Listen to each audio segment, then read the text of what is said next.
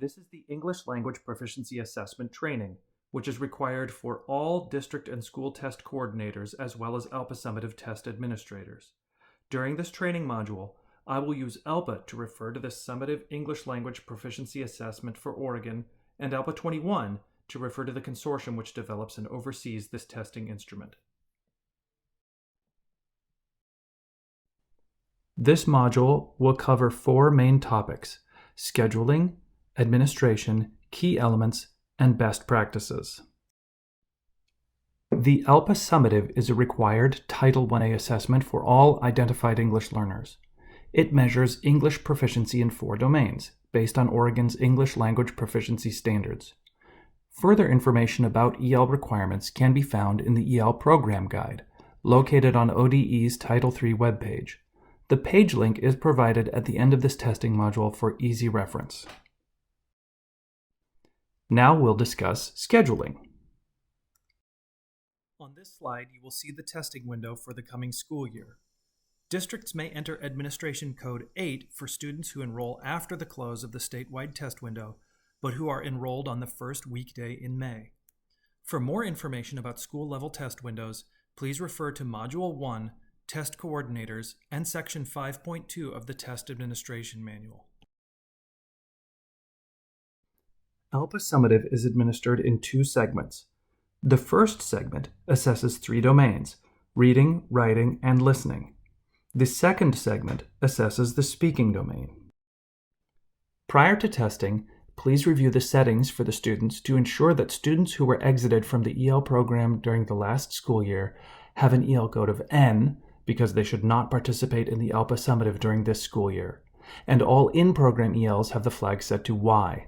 The ALPA Summative will not appear in a student's list of tests if the EL code is set to N. Domain exemptions are allowed. Up to 3 of the 4 domains may be exempted, as per the IEP team decision-making. This must be reflected in the student's IEP prior to starting the test. The exemptions should be verified before the student logs in and starts the test. All students who are participating in the ALPA Summative should have multiple opportunities to practice. This is also a great opportunity for school staff to verify that their headsets are functioning correctly and that the volume is set to an appropriate level. Next, we'll go over test administration. In the Oregon Accessibility Manual, you will find the ALPA Summative Accessibility Supports tables. Please review these tables prior to testing, and remember to ensure that each student has access only to allowable resources. The ALPA Summative Test Delivery System has a too soft warning for the speaking recordings. Although our test vendor has set it at optimal levels for the overall system, local technology and volume settings at the school level can affect how often a student receives this warning when making the recordings. For tasks with multiple recordings, the warning will come at the end of the group of recordings and will list the item numbers that potentially have recordings that are perceived as too soft by the computer. Students should then go back to the items listed and replay or re-record if they choose. Remember that if a student gets the too soft warning, there is no obligation for them to re-record. Best practice is that the student should play back the recording. If they are satisfied with the recording, there is no reason to re-record. If the recording is garbled or inaudible, best practice is to re-record, but this is the student's choice at the time. For some ALPA Summative speaking tasks, there are clustered or grouped speaking items.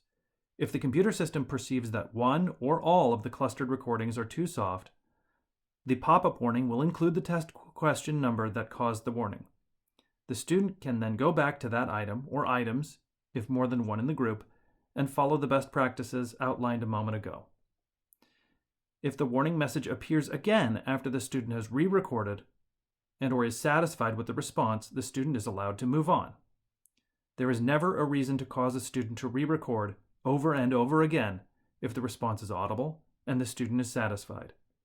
The required verbatim instructions for students provided in the TAM include this information to try to reduce the number of times students re-record when it is unnecessary. In the speaking section of the test, user error may prevent accurate capture of student responses. It may be worth a few minutes of extra training here to ensure that TAs and students fully understand how the speaking section operates. While it's always the student's choice whether to listen to their submitted speaking responses, TAs should encourage students to take advantage of this opportunity. Only the student is in a position to know whether a recorded response is blank or garbled in time to take corrective action. Pressing the record button overwrites the previously recorded response.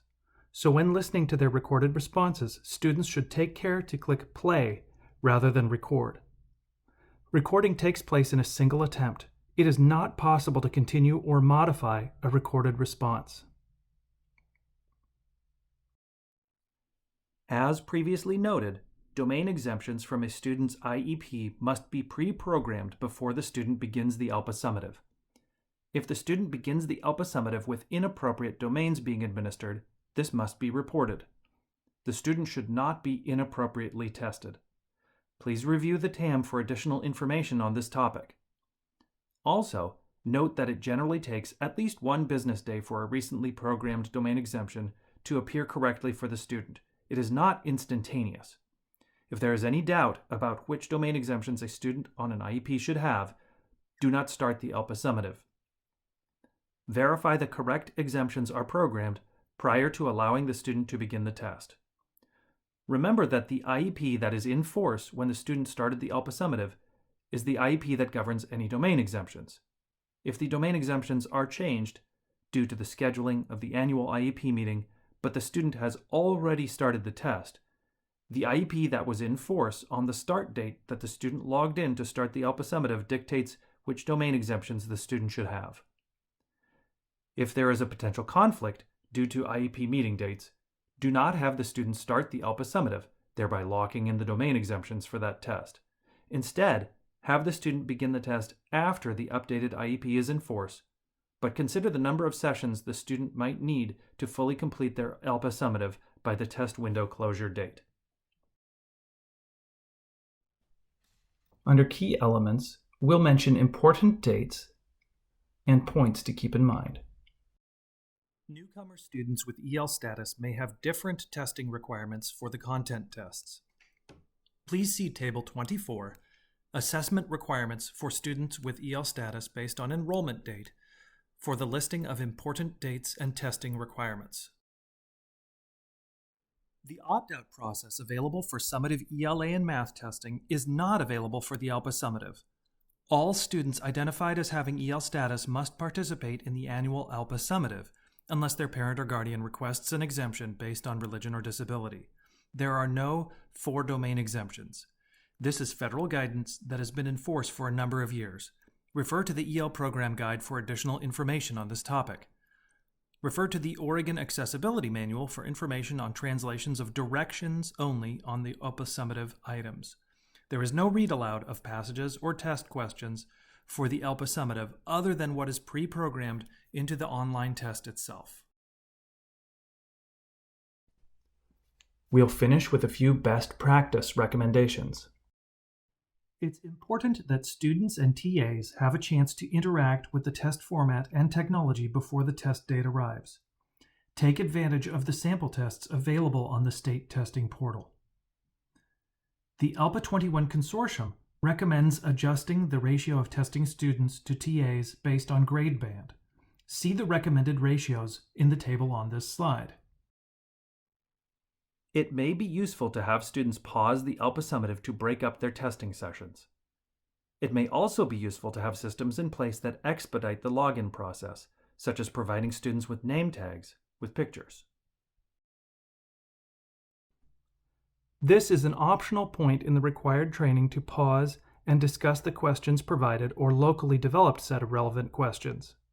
If you would like to pause, please pause now.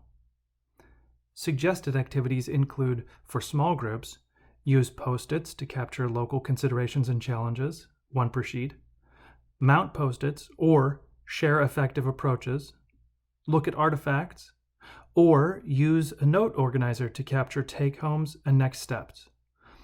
For larger groups, facilitate a review or summary of considerations and challenges from across the large group, or facilitate a share-out, or writing down approaches via a chart pack.